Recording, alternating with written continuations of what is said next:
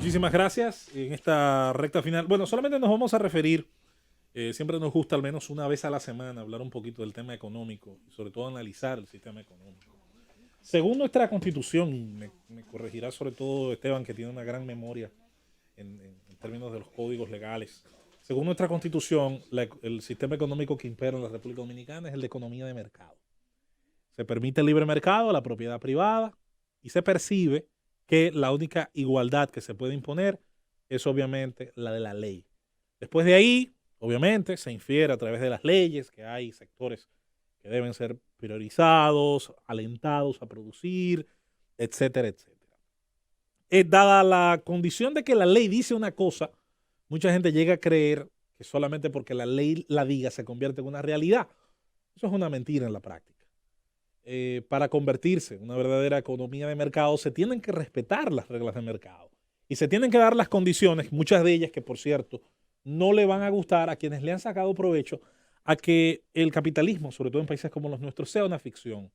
Esto no es algo nuevo, esto lo estudió hace mucho tiempo un gran estudioso de nuestra sociedad como el profesor Bosch en sus escritos, esencialmente Capitalismo Tardío en República Dominicana. Un texto que a mí me parece que todo el que guste, sobre todo estudiar nuestra historia y la matriz economicista, debe leerlo y a partir de ahí llegar a algunas conclusiones sobre lo retrasado que ha sido el proceso de verdad de desarrollar esas condiciones. Por ejemplo, no hay tal libre mercado y no hay tal implementación del capitalismo, sobre todo del que se ha desarrollado en países exitosos, cuando el gobierno otorga concesiones especiales solo a ciertas empresas. Se rompe todo sentido de libre competencia cuando algunos competidores reciben, por lo tanto, los esteroides o reciben aquello que a otros les está vedado. Y cuando estas concesiones, que pueden ser impositivas, que pueden ser precios preferenciales de materia prima, sobre todo el sector de la energía que es tan importante, llega a esos sectores que precisamente guardan mejor relación con quien está en ese momento al frente del Estado. De manera que el tratamiento especial a ciertas empresas en específico tiene el mismo veneno que los subsidios cuando los mismos son otorgados no por temporalidad y no pensando que al momento de llegar a cierto nivel de desarrollo quienes los reciben van a ser quitados. No, en países como los nuestros, el subsidio tiene primero la vocación de eternidad y luego tiene la vocación obviamente clientelar, puesto que quienes lo reciben son generalmente sujeto político de una fidelidad forzada por ese subsidio. Luego está el elemento de la burocracia y los altos impuestos para quienes se emprenden. En países como el nuestro, donde una buena parte de los jóvenes que salen de las universidades, de los jóvenes que reciben formación técnico-profesional, entienden que el único camino es ser nombrados en el Estado. Pero aquí viene el problema. El Estado no genera riqueza.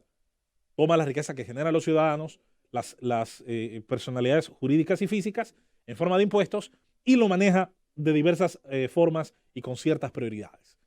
En el caso del emprendimiento, en países como los nuestros, la mayoría de ellos está condenado a un par de años de ejercicio hasta su quiebra, porque la estructura de costos está desde el inicio envenenada con anticipos y con diversas formas impositivas que no hacen sino reducir la posibilidad de que un negocio, sobre todo en la primera etapa de su crecimiento, tenga altos niveles de rentabilidad.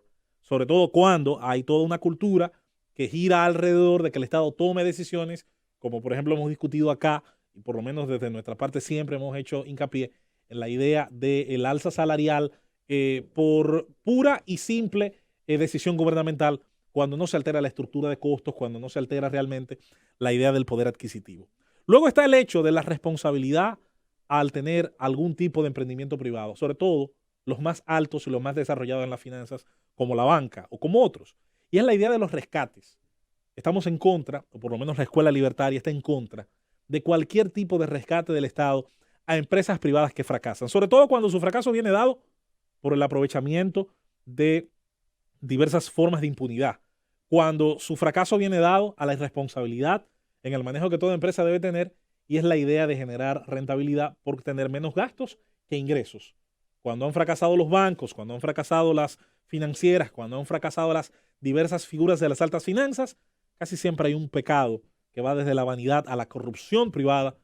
No deben los contribuyentes ser, por supuesto, quienes sean castigados. Luego están las regulaciones excesivas para el empleo, disfrazadas muchas veces de supuestas condiciones que son buenísimas para el obrero. A veces son tan buenas que luego no hay ninguna empresa que esté en capacidad ni de cumplirlas ni de ofrecerlas. Quería hacer ese simple y breve resumen porque se nos acabó el tiempo de cosas que hacen que ese capitalismo o ese libre mercado que está supuestamente en la Constitución en la realidad no se cumpla.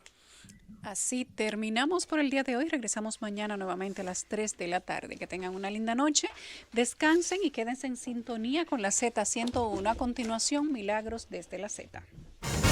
El gobierno de la tarde.